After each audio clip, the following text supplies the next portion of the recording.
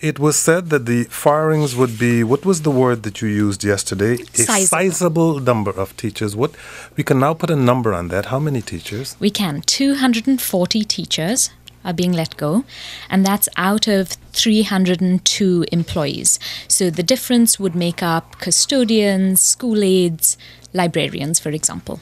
Why are these teachers being let go? Most of them, Tom just said that approximately 70 don't have certification, but otherwise they have been rated ineffective at their jobs. How does the rating of ineffective work? It is my understanding that there is an impact evaluation system that we've been reading about in the newspapers over time, but I suspect that most of the members of our listening audience, like me, don't have a clue exactly how this impact system works. You do. Can you give us the basics? Very basically, Kojo, it's a 300-point scale, and everyone in the district is ranked, except for principals, is ranked from 100 to 400. So if you get less than 175, for example, you are in the 300 who are being let go. You are considered ineffective. And then on the other side of the spectrum, between 350 and 400, you're like one of those superstars. So you are eligible for bonuses and the pay for performance program. The people in between merely get to keep their jobs and get the regular normal increases that would be a part of the union contract.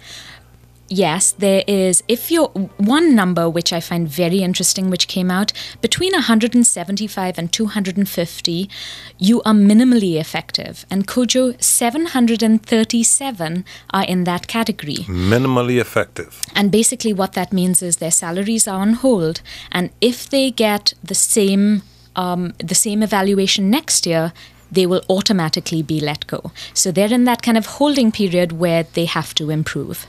You following this, Sherwood? Yes, very, and she's explained it very well. That's the 737, of which about 560 are teachers.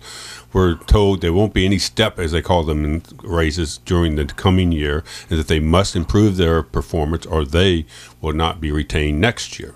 Kavitha, on what basis are these evaluations made? What is the process by which teachers are evaluated? So there are a couple of components to it, but basically there are test scores. There's also student growth. At what level were the students coming in, and at the end of the year, how much have they grown? There are also classroom observations, 5 classroom observations through the year, done by principals or assistant principals, as well as outside what are called master educators, who were very good at their field and now are considered independent. So Chancellor Rhee says what happened was, teachers would say, oh, my principal doesn't like me, so she's giving me a poor evaluation. So these external evaluators were seen as experts in their content area and also more objective. There are also different aspects. So a small portion of your individual evaluation is based on how the school as a whole is doing. And also, did you support student learning? Did you support school initiatives? Did you collaborate? There's a small component of How does the process of observations work? I saw where each teacher has, so to speak, 5 observations. What's that? So they are a combination of announced and unannounced, and basically it's someone sitting at the back watching how you teach. How effective are you in the classroom? Do you, for example, state the objective? What students are supposed to be learning? Are you constantly checking and asking students whether they are learning? Where are you... this was kind of, teachers are evaluated, are they dynamic in the classroom? Is there kind of order in the classroom, or are kids doing whatever they want? Do teachers have control? Is there discipline? Are there positive behaviors being demonstrated? So it's a range of things like that. And afterwards, there's about a half-hour session where there's feedback, both written and oral, on how to improve. There was a union survey and almost 1,000 participants where 80% of those who participated said that they don't feel that the new evaluation system is an effective way to evaluate them. And of that, more than 90% felt that they didn't get enough training, that there should have been a pilot program, and also the system itself should have been independently evaluated before it was rolled out. What is the likelihood that complaints like that would lead to any significant changes in the system of evaluation, Tom? I don't think any. I mean, I have that survey here. The teachers union sent it to me this morning.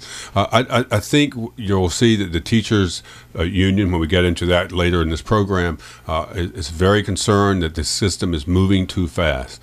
Fenty has already on the campaign trail this year said people are saying I'm moving too fast, but he says when I go out into the community outside the school system, people want me to move fast. They want Michelle Reed to move fast. And so back to the political question, I don't know how much it's going to play. I do know that people are worried that some school reforms may not be lasting, and there's too much collateral damage on the other side. So I just think it's going to be significantly interesting how this is played out in the media through today and into next week.